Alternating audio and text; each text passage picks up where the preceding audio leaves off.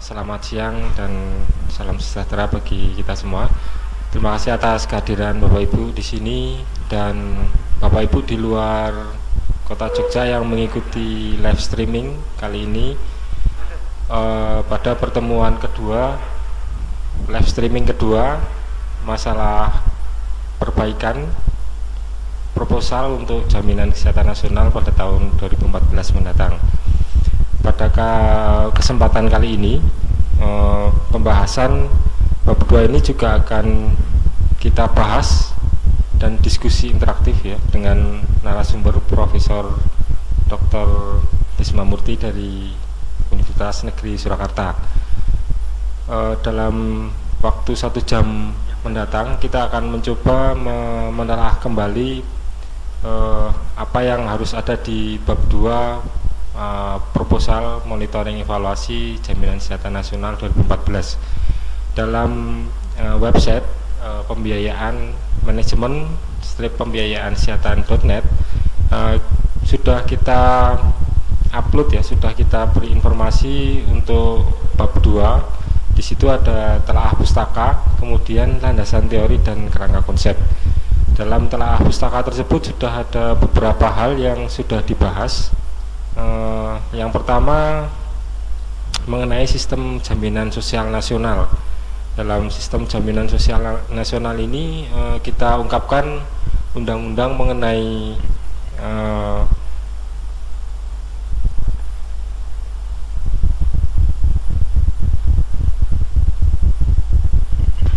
undang-undang mengenai BPJS dan undang-undang mengenai sistem jaminan sosial nasional itu sendiri.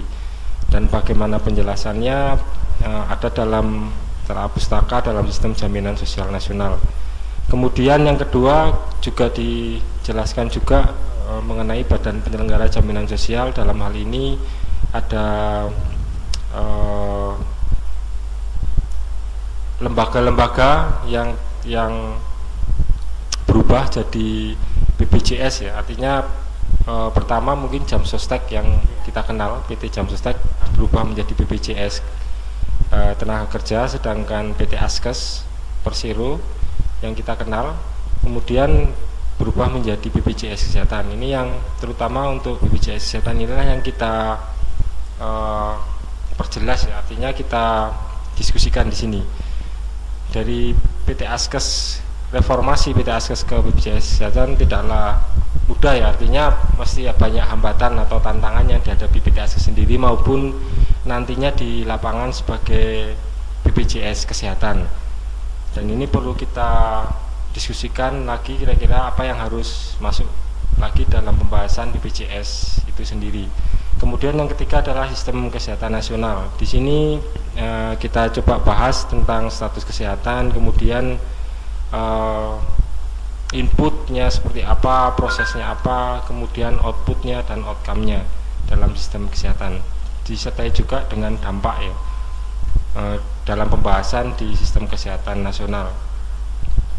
Tidak lupa mungkin ini juga berdasarkan konsep WHO 2009 mengenai blok-blok bangunan sistem kesehatan. Kemudian berlanjut ke yang telah pustaka yang keempat adalah health equity ya. Ini mengenai keadilan pemerataan kesehatan.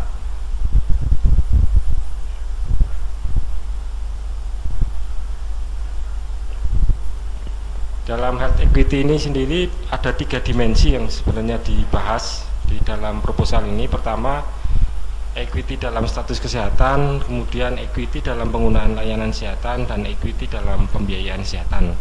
Ini apakah sudah cukup dalam penjelasannya di proposal ini atau belum, nanti bisa kita bahas kemudian. Dan yang kelima adalah mengenai monitoring oleh lembaga kebijakan, lembaga independen ya, monitoring kebijakan oleh lembaga independen. Di sini sesuai dengan undang-undangnya BPJS ya, artinya bahwa monitoring dilakukan oleh lembaga internal dan eksternal. Internal sendiri adalah DJSN, Dewan Jaminan Sosial Nasional, dan lembaga eksternalnya adalah lembaga independen, di mana sesuai dengan undang-undang sudah ditunjuk eh, yaitu Otoritas Jasa Keuangan atau OJK. Dalam hal ini memang OJK ditunjuk sebagai lembaga eksternal yang independen untuk melakukan pengawasan terhadap BPJS. Dan di sini sudah diterangkan siapa sebenarnya OJK dan kewenangannya seperti apa, kemudian pengawasannya sebenarnya dalam bidang apa. Ini mungkin akan kita diskusikan bagaimana sih OJK ini bisa berperan dalam BPJS kesehatan atau di bidang JKN ya, nantinya di Jaminan Kesehatan Nasional pengawasannya seperti apa. Dan ini gambaran telaah pustaka yang sudah kami susun, dan kami harap ada tambahan-tambahan dari Bapak Ibu peserta pelatihan perbaikan proposal monitoring evaluasi JKN 2014. Kemudian kita coba mengungkapkan tentang landasan teori.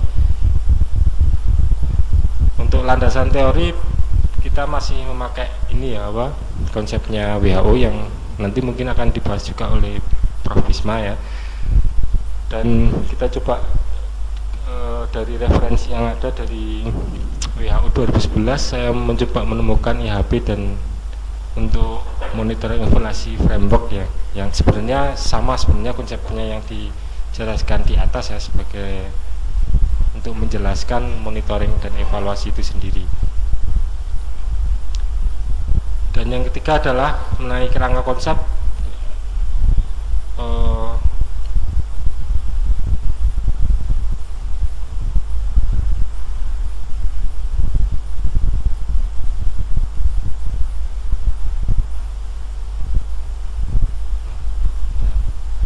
Oke, yang ketiga mengenai kerangka konsep ini,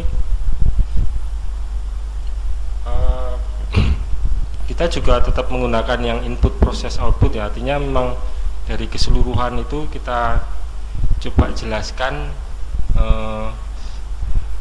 inputnya seperti apa, proses, output, dan outcome-nya. Dan kita coba menjabarkan variabel penelitian di sini dari aspek perundangan, aspek kepesertaan, manfaat dan iuran, kemudian aspek pelayanan kesehatan dan aspek keuangan, serta aspek kelembagaan dan organisasi. Apakah model-model seperti ini mungkin cukup digunakan untuk monitoring evaluasi secara keseluruhan, atau nanti kita bisa kembangkan lebih lanjut. Ini gambaran dari keseluruhan dari bab 2 yang sudah kami susun, dan kami harap ada diskusi lebih lanjut, baik itu melalui live streaming kali ini atau melalui diskusi di website manajemen pembiayaan kesehatan.net. Di bawah setiap bagian di bab 2 seperti telah pustaka, landasan teori, dan kerangka konsep ini sudah tersedia tempat untuk berdiskusi. Kita akan coba berdiskusi dengan Prof. Bisma mengenai bab 2 ini sampai sejauh mana bisa dikembangkan mengenai telah pustaka, kerangka konsep, dan landasan teorinya. Demikian Prof. Mungkin ada masukan Prof. Mas Oji, saya setuju kalau landasan teorinya itu menggunakan yang dari WHO yang 2003 maupun 2011. Kalau menurut saya sepertinya justru lebih jelas yang pertama ya, yang 2003. Yang 2011 itu membreakdown prosesnya menjadi output, outcome, dan impact. Ini saya lebih cenderung menggunakan yang ini 2003 daripada 2011. Nah, kemudian ketika dibuat menjadi kerangka konsep ya, kayak Mas Oji, saya agak kurang sependapat ya yang seperti itu tadi. Karena kalau menurut saya justru ini kita bisa anggap yang tengah ini prosesnya. Proses di sini adalah pertemuan antara supplier atau penyedia pelayanan kesehatan dan juga consumer atau pasien di sini. Jadi masalah penggunaan pelayanan kesehatan ini letaknya kan di tengah nih. Kualitas pelayanan kesehatan. Jadi di sana sudah ada proses penggunaan pelayanan kesehatan. Nah, itu sesungguhnya penting juga menurut hemat saya untuk diteliti, dievaluasi apakah ada ketimpangan tingkat kesehatan dan itu disebabkan oleh perbedaan tingkat sosial ekonomi. Jadi itu yang letaknya di sebelah kanan sendiri, baris kedua itu. Baris ketiga ini kan maksudnya pelindungan keuangan ini juga penting, dan ini sebenarnya pelindungan keuangan ini hubungannya dengan ini penarikan dana. Maksudnya kan apakah penarikan dana dari masyarakat ataupun ya baik itu melalui pajak atau melalui sistem premi asuransi itu apakah adil apa tidak. Kemudian keadilan pembiayaan itu kan coba ini akses, dan berarti proses di dalam pertemuan antara supply, demand dan supply, dan itu sebenarnya bisa dibedakan antara penggunaan dan akses. Itu berbeda ketika orang akan menggunakan dan itu jaraknya dekat dan puskesmas tersebut terbuka, belum sampai menggunakan, tapi dia bisa menggunakan, andai kata dia mengambil keputusan untuk menggunakan atau membeli pelayanan kesehatan itu, berarti akses tersebut baik. Jadi perlu dibedakan antara ketersediaan, akses, dan penggunaan. Itu artinya karena konsepnya berbeda dan memiliki makna yang berbeda, ya ketiga-tiganya ini perlu diteliti secara kuantitatif. Kalau bangsanya seperti itu, secara kuantitatif, dan ini penelitian itu levelnya adalah pada fasilitas pelayanan kesehatan. Pada fasilitas pelayanan kesehatan.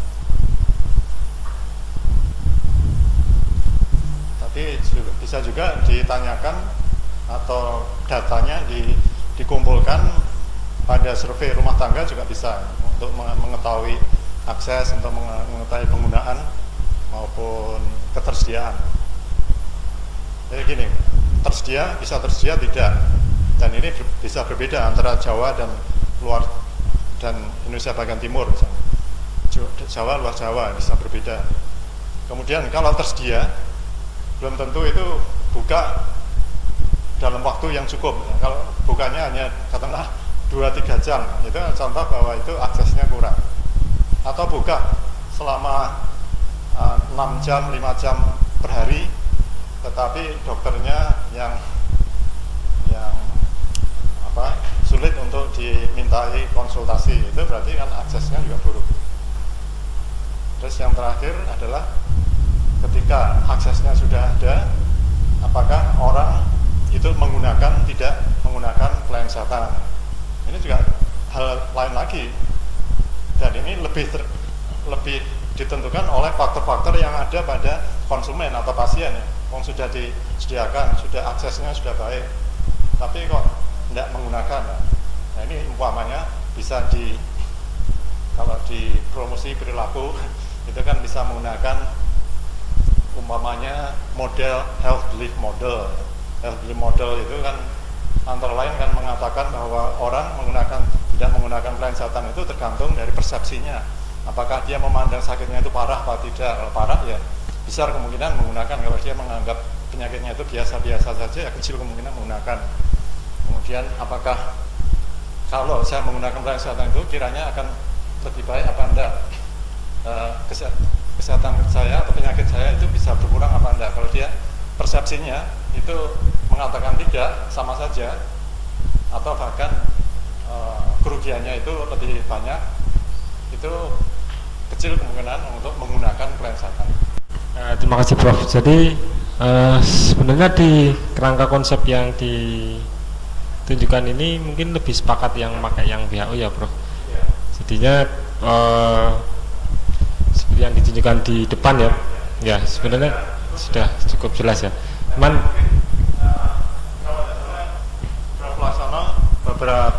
beberapa pertemuan yang lampau itu ini dipospon, misalnya efisiensi. Nah, efisiensi itu kayaknya nomor 2, nomor 3 itu. Tapi equity, itu misalnya itu lebih penting, lebih prioritas keadilan, lebih prioritas dari efisiensi.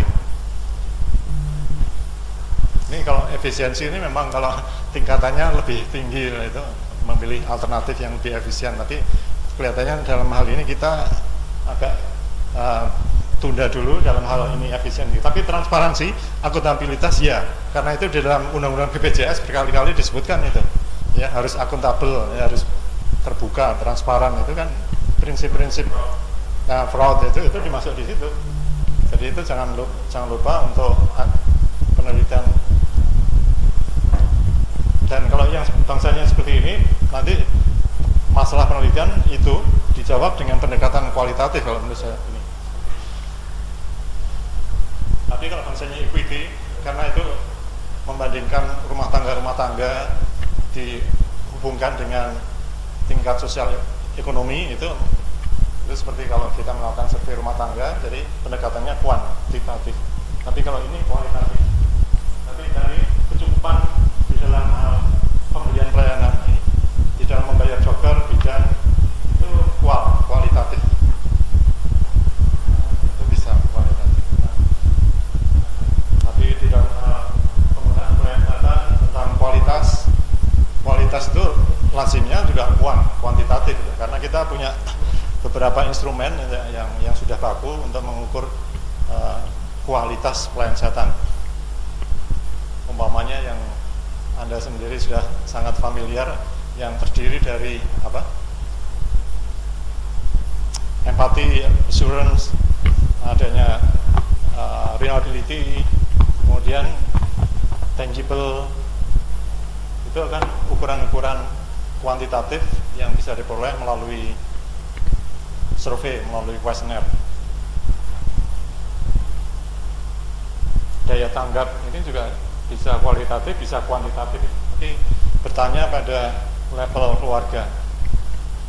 Kalau di sini ini kan lebih banyak pada level fasilitas pelayanan kesehatan, di mana bertemu antara konsumen dengan produsen atau penyedia pelayanan kesehatan dengan pasien. Kalau di sini itu persiapan atau infrastruktur sebelum proses pemberian pelayanan kesehatan itu terjadi, yang di sebelah kiri strukturnya, yaitu bagaimana pembiayaan, bagaimana ketersediaan dari tenaga kesehatan, itu kan yang paling ada, produksi sumber daya apakah mencukupi. Kemudian yang tengah ini yang paling besar adalah aspek pembiayaan kesehatannya sendiri, yang di breakdown menjadi 3 itu ciri-cirinya. Bagaimana menggalang, bagaimana melakukan pooling, kemudian purchasing.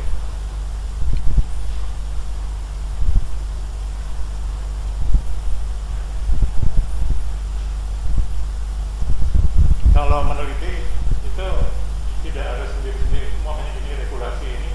Kalau ada masalah di dalam transparansi, akuntabilitas, fraud tadi, kan selalu dihubungkan dengan ini. Aturan-aturan yang ada, kebijakan, undang-undang, peraturan yang ada itu.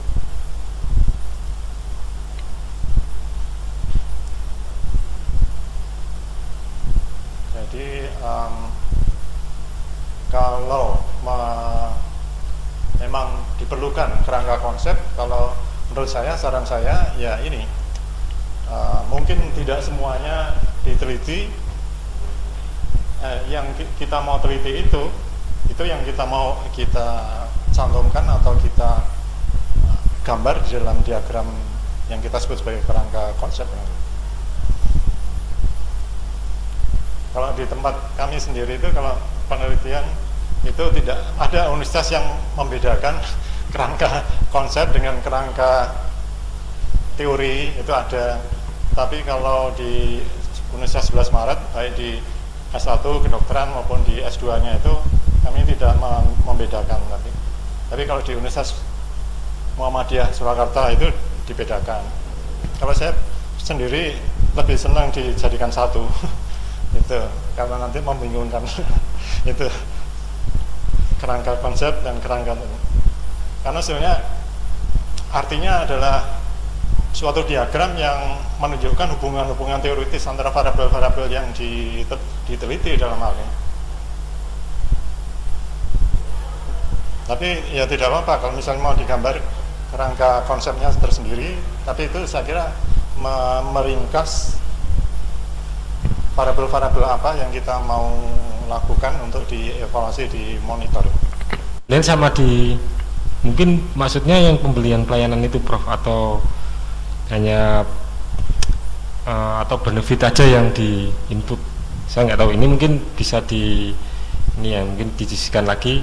Jadinya apakah itu terkait dengan input proses output atau keduanya bisa dipakai kombinasinya itu Prof? Misalkan ini Pak Laksono, misalnya ini Prof Laksono, pertanyaannya apakah pertanyaan menggunakan model input proses output, atau yang kedua terkait dengan revenue collection, pooling, purchasing benefit, atau kombinasi keduanya itu bisa menjadi sebagai untuk melihat di sub penelitiannya atau digunakan untuk kerangka konsep. Saya kira sudah bagus ya. Ini tidak mengecilkan yang Anda sudah buat itu. Tapi kalau menurut saya itu lebih jelas, dan panahnya itu lebih spesifik ya. Panahnya kemana itu. Kalau yang tadi kan panahnya jadi satu kotak-kotak gitu, jadi tidak bisa memisahkan. Kalau pertanyaannya tadi apakah umpamanya gini, purchasing, jadi bagaimana BPJS itu membayar provider dalam rangka untuk membeli pelayanan kesehatan atas nama warga Indonesia, itu saya kira perlu diteliti juga karena hubungannya dengan kualitas. Kalau kita memilih untuk meneliti bagaimana kualitas pelayanan kesehatan yang diberikan dalam payung BPJS kesehatan ini atau JKN ini, ya kita mesti hubungkan juga. Kalau nanti ketemu kualitasnya agak kurang bagus, maka kita perlu ini hubungkan dengan faktor-faktor, antara lain kan faktor dari pihak provider, tidak hanya pihak dari konsumer. Kalau kita menghubungkan faktor-faktor yang mempengaruhi kualitas dalam rangka untuk memperbaiki kualitas.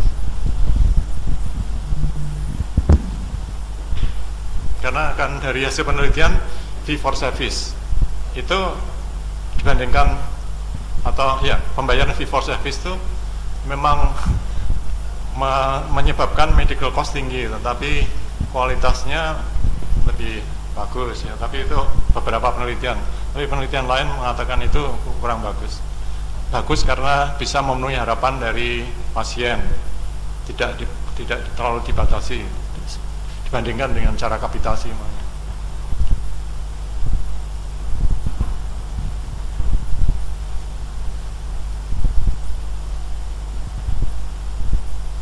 Jadi yang saya usulkan tadi, umpamanya mau membuat kerangka konsep itu supaya kita lebih jelas yang mau diteliti, dievaluasi, dimonitor itu efisiensi. Misalnya gambar ini tinggal di drop saja kalau menurut saya kotak itu, kalau memang itu mau ditunda atau dianggap kurang penting itu efisiensi.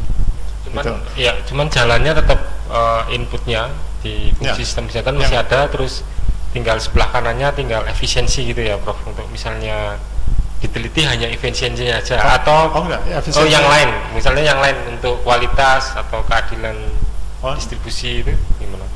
Maksudnya misalkan yang di drop efisiensi itu tidak diikutkan di tidak kita monitor, tidak kita evaluasi ya. Karena efisiensi di sini, kalau saya kan health economist ya, ini efisiensi ini kita bisa membandingkan, kan intinya antara input bandingkan dengan outputnya. Inputnya itu bisa dari sini bandingkan dengan jumlah pasien umpamanya yang bisa dilayani. Ketika kita membandingkan antara hasil dengan sumber dayanya, dengan cost-nya, di sini cost-nya, kemudian di sini hasilnya dalam hal jumlah pasien yang bisa dilayani, itu kan kita nanti menghasilkan suatu cost effectiveness ratio. Nanti kita bisa mendapatkan cost effectiveness ratio untuk menentukan apakah pilihan tersebut cost efektif apa tidak. Tapi sepertinya informasi itu tidak terlalu dibutuhkan oleh pembuat kebijakan. Tapi kalau tentang masalah keadilan ya, jadi itu mendingan untuk sementara di drop berarti kita yang gambar ini tidak ada, tapi panah-panahnya lainnya kan masih. umpamanya di sini kan masih, yang di sini panas. Efisiensi di sini juga membandingkan antara tingkat kesehatan yang diperoleh dengan ini pengeluarannya. Karena di ekonomi kesehatan itu kan dibedakan economic of health atau health economic dan healthcare economics. Healthcare economic itu berarti outputnya adalah pelayanan kesehatan. Kalau health economics itu outputnya adalah kesehatan. Ini kan kesehatan. Ketika membandingkan dengan cost-nya di sini, itu juga tentang efisiensi.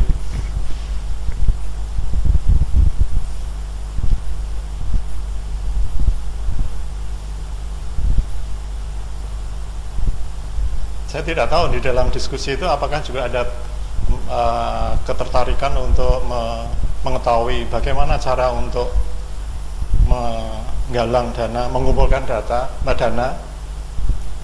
dana premi yang berasal dari orang-orang yang bekerja di sektor informal atau non formal. Yang banyak sekali di Indonesia kan yang bekerja di sektor informal itu, bagaimana, apakah itu juga termasuk yang ingin diteliti apa enggak? Kalau kita baca di SCSN itu kan lebih berat pada sistem asuransi, bukan pembiayaannya bukan melalui sistem pajak, taxation kan di situ hanya disebutkan bagian kecil saja untuk orang-orang miskin, tapi sebagian besar kan melalui premi. Nah, premi itu kan mudah dikoleksi kalau orang bekerja di sektor formal, orang kantoran, orang pabrik itu masih bisa, tapi ketika menghadapi orang-orang pedagang kaki lima dan sebagainya kan menjadi sulit. Itu kan masalah penarikan dana. Kalau pengumpulan dananya ini, itu yang menjadi isu, saya kira ini yang tempo hari disampaikan oleh Mas Fosi tentang jam kesda, itu ada yang tidak, dalam tanda petik, tidak rela kalau itu dipuling bersama-sama dengan dana BPJS ini. Mereka inginnya itu dipuling sendiri. Pooling itu mengumpulkan. Tapi kalau di asuransi kan kita mengenal prinsip hukum jumlah besar atau the law of large number itu, makin besar skopnya itu lebih menguntungkan. Jadi mana yang lebih baik? Mengumpulkan dana BPJS di level nasional atau level kabupaten? Ya jelas level nasional, karena itu hukum jumlah besarnya kan jelas, yang artinya dua hal. Ini juga sudah pernah saya kemukakan tempoh hari di Solo, bahwa risikonya itu menjadi rata-rata, tidak ke arah yang ekstrim. Ekstrim itu bisa ekstrim yang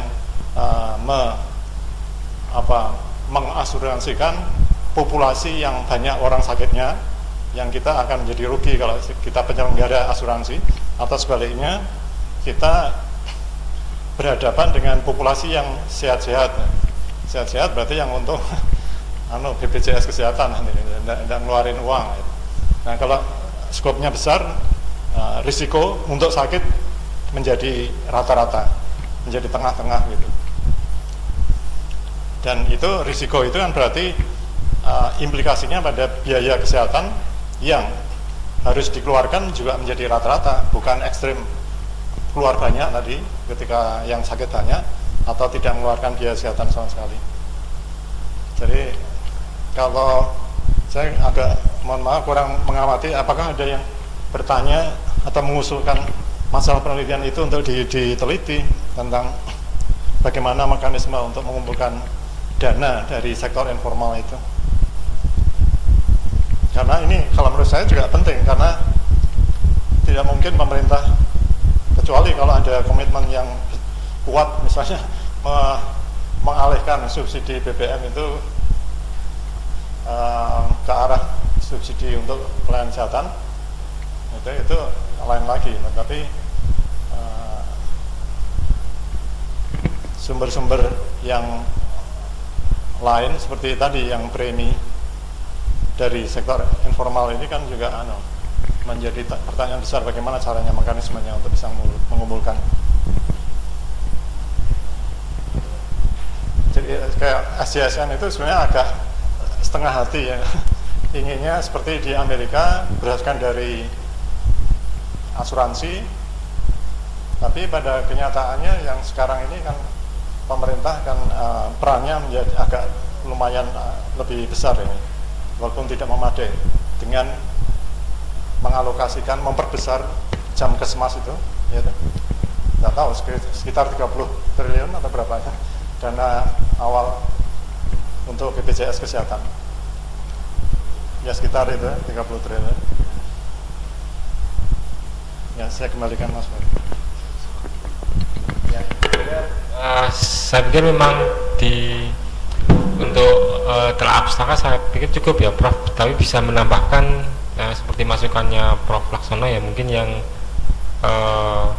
pooling, revenue collection pooling, mungkin materi-materi atau teori-teori itu bisa dimasukkan di telah pustaka, atau sebenarnya bisa ngambil dari kerangka konsep ini bahwa penarikan dana teorinya seperti apa, atau mungkin di pengumpulan dananya seperti apa. Jadinya mungkin kalau ada yang mau meneliti itu sebenarnya ada di bagian sub penelitian Prof. Dari gambaran kerangka konsep itu, kalau kita mau memunculkan sub penelitian nanti yang akan kita bahas di pertemuan minggu ketiga Prof, di live streaming.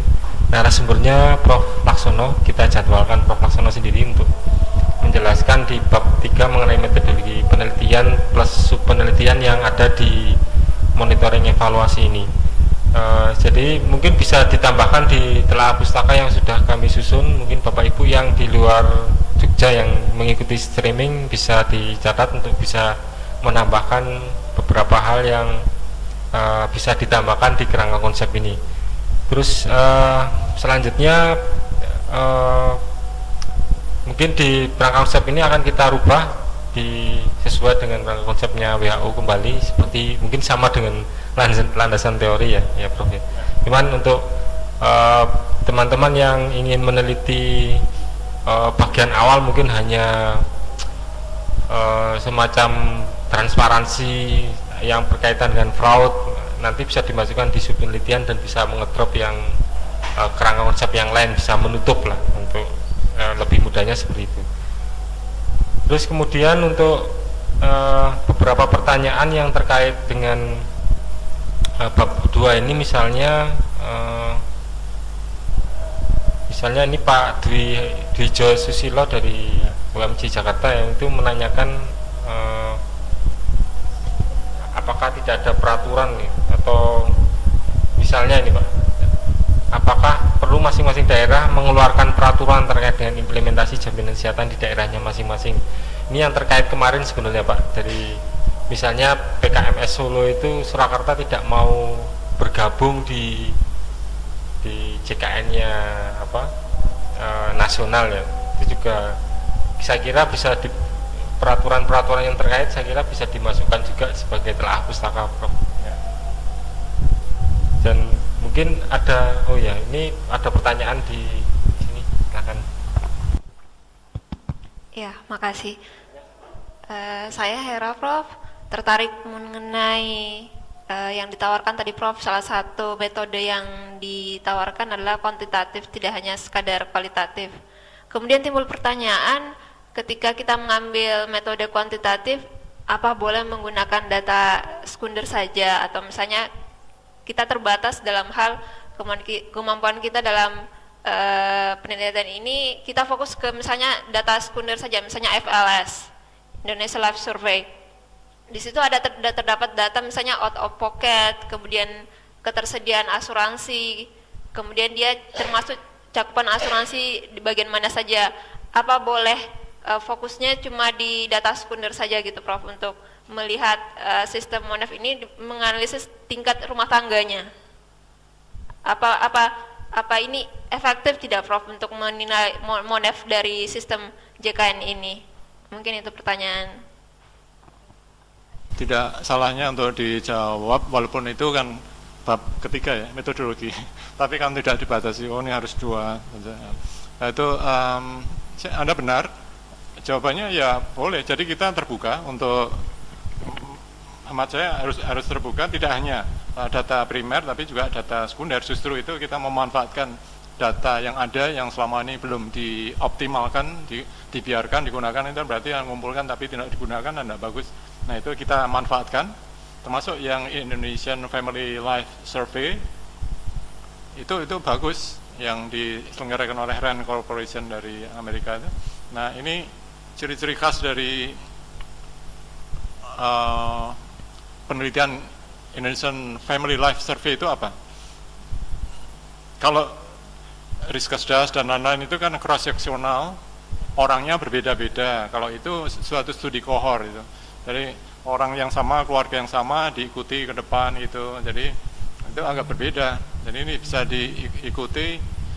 Kalau kita di dalam epidemiologi itu, desain yang terbagus kan dalam hal studi observasional itu kan studi kohor yang dilakukan oleh mereka. Indonesian Family Life Survey itu kan kohor, jadi hubungan sebab akibat itu bisa dipastikan di sana karena datang dari keadaan awal bagaimana yang itu artinya apa? Ketika kita bisa yakin, dan karena itu memang seperti itu kan, BPJS Kesehatan kan diterapkan pada semua penduduk di Indonesia. Nah, itu kita bisa gunakannya untuk melihat dampak dari BPJS ini sebelum dan sesudah. Jadi ini kita lakukan saja analisis, kita ukur keadaan sekarang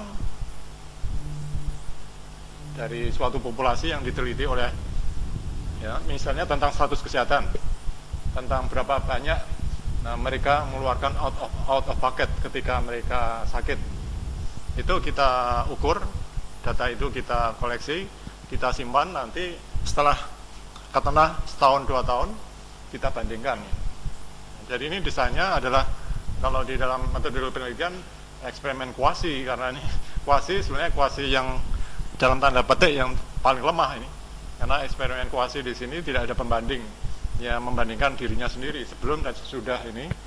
Nah, diharapkan nanti akan menjadi lebih bagus, tingkat kesehatannya lebih bagus, disparitasnya menjadi menurun, ketidakadilan kesehatannya lebih berkurang, kemudian porsi dari out of pocket-nya itu menurun, atau jumlah orang yang mengalami catastrophic healthcare expenditure itu menurun. Itu kan berarti kebijakan pembiayaan kesehatan melalui BPJS Kesehatan ini berhasil untuk memberikan proteksi, ini perlindungan keuangan misalnya, membuat status kesehatan itu lebih setara. Jadi itu saya setuju kalau itu dimanfaatkan, tidak hanya data yang dikumpulkan sendiri oleh masing-masing kita. Demikian juga yang di riset fasilitas kesehatan, ya, itu kan juga bisa dimanfaatkan, tapi itu levelnya kan pada level fasilitas pelayanan kesehatan, entah itu rumah sakit, puskesmas, itu kita bisa bandingkan sebelum dan sesudah. Tetapi biasanya selang berapa waktu, ya, kalau fasilitas kesehatan mereka melakukan lagi?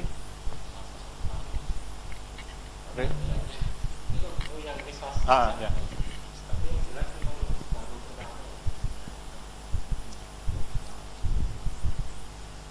Jadi itu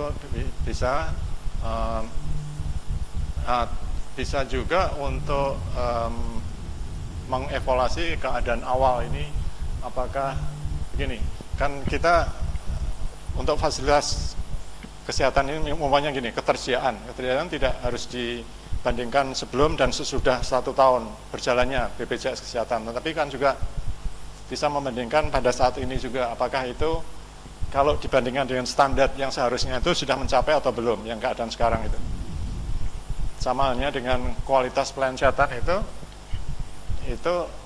tidak harus dibandingkan dengan nanti setelah berlangsung BPJS Kesehatan, tapi sekarang ini bisa dibandingkan dengan standar yang sesungguhnya, apakah sudah mencapai standar yang diinginkan apa enggak, yang kualitas pelayanan kesehatan yang aktual. Kalau kita melihat yang tinjauan pustaka yang di atasnya ini, yang nomor 3 tentang sistem kesehatan nasional, di situ terlihat ada, ya, ini yang tujuan utama sistem kesehatan itu ada 3, ya, sudah langsung dipatok 3, peningkatan status, perlindungan risiko, dan kepuasan publik. Jadi ini kelihatannya agak kurang cocok tadi dengan yang matrik yang ada di bawahnya itu, karena kalau yang tadi kepuasan juga tidak ada di situ, dan mungkin di situ tulisannya ada 3, jadi sudah seolah-olah sudah itu saja. Sementara kalau yang di bawah tadi di matriknya kan tidak begitu ya. Mungkin itu saja masukannya. Terima kasih. Ya, ini kelihatannya sama dengan yang dibuat. Kalau saya kurang setuju dengan ini pembagian seperti ini ya. Itu kan sama dengan tadi kerangka konsep tadi. Maunya equity ini tidak hanya equity yang di dalam hal yang mana ini. Equity tadi kan ada 2 macam equity, malah 3 loh equity-nya di 3 level. Yang pertama equity dalam hal tingkat kesehatan, itu yang hasil paling belakang. Terus yang tengah-tengah equity dalam penggunaan pelayanan kesehatan, atau equity dalam hal akses terhadap pelayanan kesehatan, atau equity dalam hal supply, penyediaan infrastruktur atau perlengkapan kesehatan, itu letaknya di proses. Terus yang lebih ke belakang inputnya itu juga ada equity itu tadi. Equity di dalam pembiayaannya, saya membayar sama apa enggak dengan orang yang lebih miskin. Kalau sama ya berarti tidak equitable, tidak adil. Itu nah ketika itu dimasukkan di dalam outcome saja, itu kan sudah meredusir arti dari equity. Makanya saya tidak setuju ini. Dia letaknya juga di sana, di input, di proses. Pembiayaan itu belum outcome itu hasil kesehatan. Demikian juga akses itu lebih bagus, itu proses, akses untuk bisa menggunakan pelayanan kesehatan tadi. Jadi kalau kita sebaiknya, walaupun di sini menyebutkan WHO, tapi saya kok enggak yakin ini dari WHO murni memang seperti itu. Saya enggak.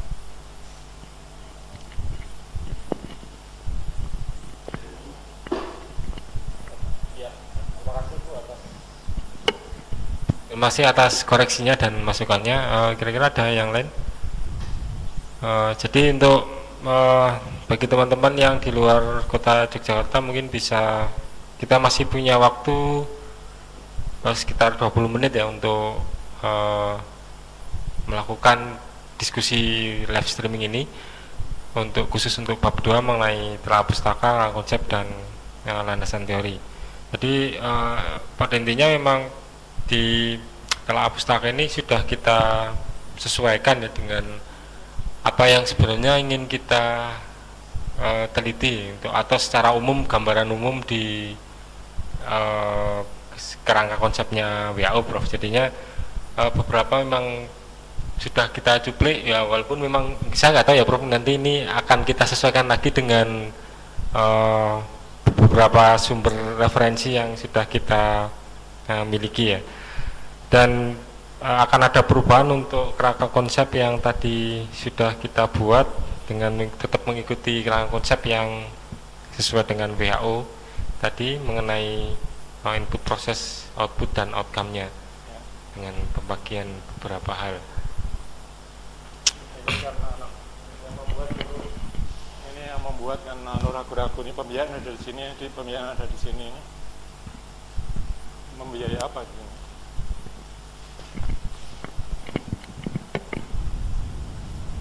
Ya, oke. Jadi nanti mungkin ada perubahan lagi untuk masalah telah pustaka.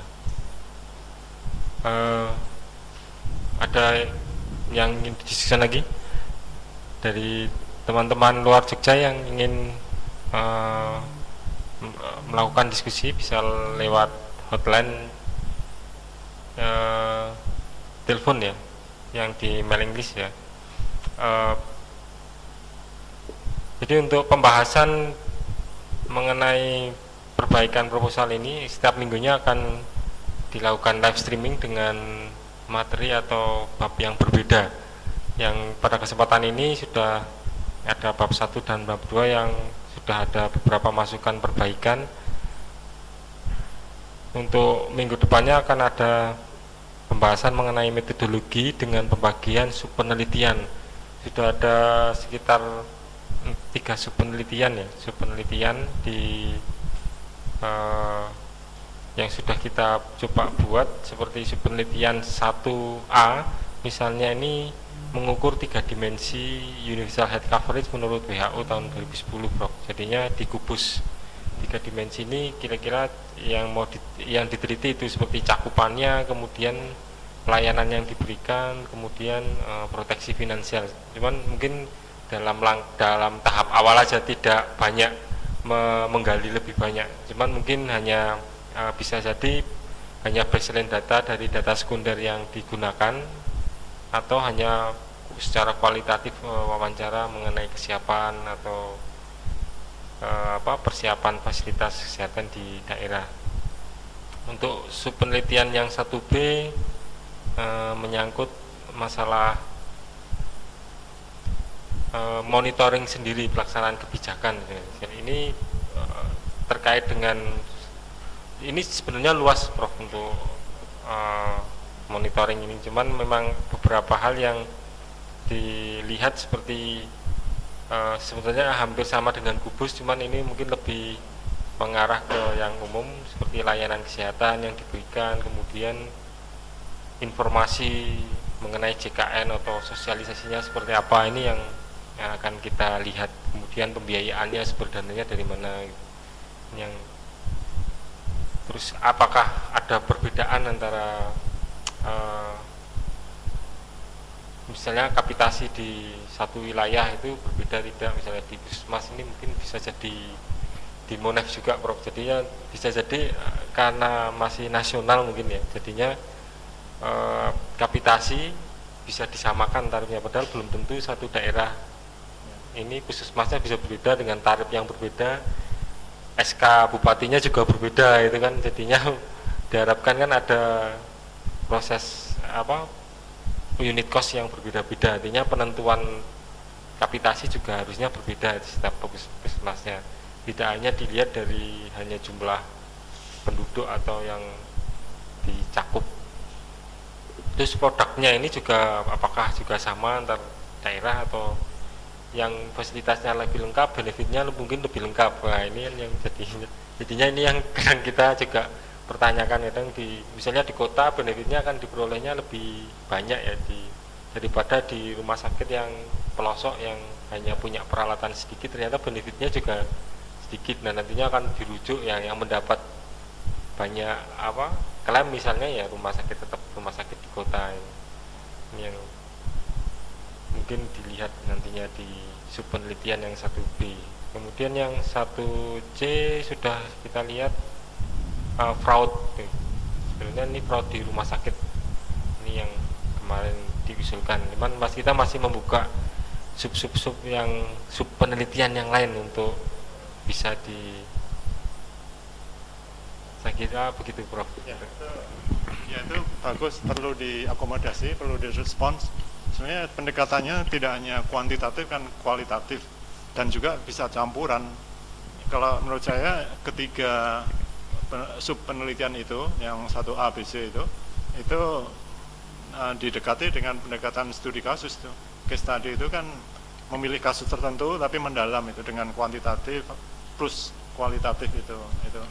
Nanti terus yang tadi juga sebenarnya kayak yang kubus 3 dimensi itu kan itu lebih global lagi maksud saya. Tetapi implisit di sana ya penting untuk diteliti, umpamanya sisi tingginya itu kan menunjukkan berapa persen warga harus cost sharing. Cost sharing itu berarti hubungannya dengan ini risiko protection, financial protection tadi itu. Jadi kalau umpamanya kok harus mengeluarkan lebih dari 30%, nah ini sudah berisiko untuk mengalami catastrophic healthcare expenditure. Itu kan sisi. Terus sisi lain tentang kedalamannya itu kan tentang jenis-jenis pelayanan kesehatan yang perlu disediakan ini. Kalau secara teoritis kan komprehensif preventif, promotif, kuratif, rehabilitatif, dan paliatif juga. Tetapi itu kan implikasinya kalau kita menyediakan semua, kan berarti uang 30 triliun itu dalam sekejap akan habis. Tetapi kita perlu menentukan mana yang paling esensial untuk dibiayai itu kan. Nah, ini kan maksudnya penelitian tadi kan seperti itu. Terus yang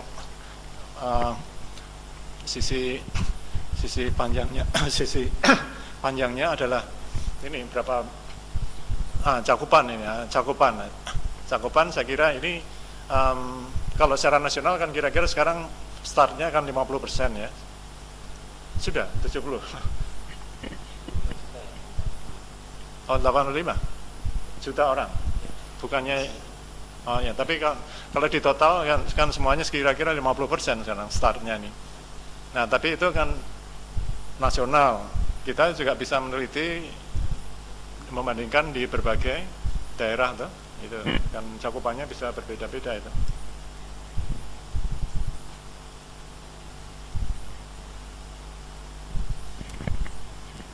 Studi kasus saya kira itu berguna ini kalau mau digunakan untuk penelitian yang baru saja disebutkan dengan topik tadi 1A, 1B, 1C.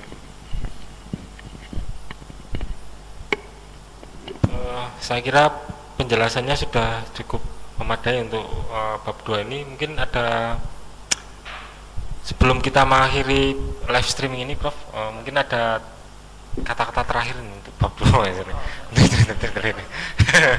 Ini untuk biar teman-teman yang di luar yang mengikuti live streaming akhirnya bisa memahami sebenarnya mereka ingin misalnya untuk meneliti suatu daerah itu apa yang harus saya ambil. Tidak semuanya mungkin di proposal ini akan semuanya dimasukkan ya, mungkin mereka akan mengambil yang memang urgent. Seperti kerangka konsep itu kan hanya beberapa yang di daerahnya mungkin sudah, wah ini yang tertarik untuk ini, ternyata harus memotong-motong untuk yang kerangka konsep. Silakan Prof. Bukan hanya kata terakhir untuk hari ini, besok masih ada lagi. Seolah-olah kok mengerikan. Untuk hari ini ya. Saya kira yang digambar di WO itu sudah mencakup semua lah. Apapun yang diusulkan oleh peneliti dari daerah itu, saya yakin itu bisa dimasuk-masukkan di dalam kerangka berpikir tadi. Itu sudah komprehensif tuh. Nah, mau apa pasti masuk di sana. Tentang cakupan. Cakupan itu berarti cakupan di dalam hal pembiayaan atau cakupan di dalam hal penggunaan pelayanan kesehatan itu apa namanya, bisa masuk di sana. Jadi saya kok hanya memang tugas kita adalah untuk memasukkan ini penelitian tentang apa, tentang equity, atau ini tentang akuntabilitas, transparansi, atau ini penelitian tentang metode pembayaran tadi seperti kapitasi tadi pelaksanaan, itu kita masukkan di sana, kita kelompokkan, grup-grupkan di sana. Dengan demikian kita justru bisa mengetahui ini yang masih kosong, masih perlu diisi itu golongan-golongan atau kelompok-kelompok yang mana, karena ini semua penting. Jadi menurut saya ini harus diteliti semua, kecuali yang efisiensi tadi ya maksudnya. Jadi dengan pemetaan tadi, dengan memasukkan yang sudah usulan-usulan itu di dalam kerangka konsep ini, kita bisa mengetahui ini mana yang sudah diteliti, area mana yang belum diteliti, itu bisa seperti itu. Saya kira itu untuk hari ini ya.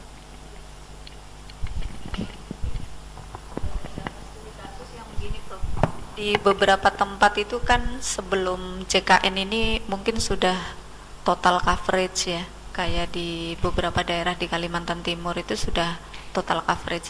Nanti dengan adanya JKN ini, karena mereka dulunya dengan jam keseda, justru dengan adanya JKN itu kan yang mampu, yang kemarin ditanggung oleh jam keseda secara total ini kan malah lepas. Itu kira-kira seperti apa Prof? Ini memang kasuistik, tapi ada beberapa daerah itu di Kalimantan Timur itu sudah bagaimana menghadapi 1 Januari 2014, pasti mereka akan bertanya dulu, kami semua gratis kok sekarang misalnya malah tidak ditanggung. Itu kira-kira masuknya di mana Prof di sini itu? Terima kasih. Saya tidak tahu peraturannya bagaimana, tapi kalau menurut pendapat saya itu memang BPJS ini payung besarnya ya, tetapi kalau saya sendiri lebih condong jam kesmas itu yang sudah berjalan, yang berlangsung dengan bagus, itu ya biarkan diteruskan. Jam kesda yang sudah berlangsung di daerah-daerah yang banyak itu sekitar 300 lebih jam kesda, termasuk yang di Solo, namanya itu silakan untuk diteruskan. Maksud saya yang saya tidak tahu persis peraturannya itu, apakah dana jam kesda itu harus dipuling menjadi satu dengan jam kesmas atau tidak, itu yang saya tidak yakin. Tapi kalau pendapat saya sendiri itu karena itu uang dari daerah masing-masing, mereka toh membayar pajak juga rakyatnya, yang pajaknya itu menjadi dana anggaran APBN itu yang digunakan untuk BPJS Kesehatan. Jadi itu kan seperti kalau ada dana ekstra dari masing-masing daerah ya, itu silahkan menjadi hak mereka untuk mengembangkannya kalau menurut saya. Di dalam kerangka BPJS Kesehatan atau SJSN ini kan juga tidak lalu asuransi kesehatan swasta, private insurance itu kan tetap harus hidup, kan tetap bisa berjalan itu kan segmennya kan orang-orang yang lebih mampu ya, sama yang daerah-daerah yang sudah berjalan dengan bagus itu saya kira. Tapi pemerintah justru bisa lebih fokus pada daerah-daerah yang lebih berkekurangan, seperti Kaltim yang sudah bagus itu kan. Jangan sampai terus dengan dijadikan satu BPJS Kesehatan menjadi malah lebih buruk, tidak seperti itu. Ya. Terima kasih Prof. Jadi untuk masalah jam kesda itu kelihatannya ada peraturan tersendiri. Kalau JKN berlaku sudah tidak ada payung hukumnya ya. Tapi saya nggak tahu implementasi besok di tahun 2014 apakah daerah tetap bertahan, karena kan masa transisi sampai 2019 itu kan jadi yang peserta yang bolong-bolong itu tetap ada jaminan. Saya nggak tahu ini masalah nanti regulasinya gimana. Oke, nanti kita akan bahas lebih lanjut dengan pakarnya yang regulasi ini, Putri ya. Oke, saya kira ini masukan bagus untuk pengembangan proposal selanjutnya, dan saya kira hari ini kita cukupkan sekian untuk live streaming bab 2 perbaikan proposal monitoring evaluasi jaminan kesehatan nasional 2014, dan serial selanjutnya minggu depan dengan hari Kamis. Nanti kita akan hubungi lagi lewat mailing list ya, atau lewat email masing-masing peserta pelatihan, dan pengumuman di website mengenai live streaming minggu depan berikutnya, membahas mengenai metode penelitian dan subpenelitian yang akan disampaikan dengan narasumber adalah Prof. Laksono Trisnantoro. Saya ucapkan terima kasih atas partisipasinya.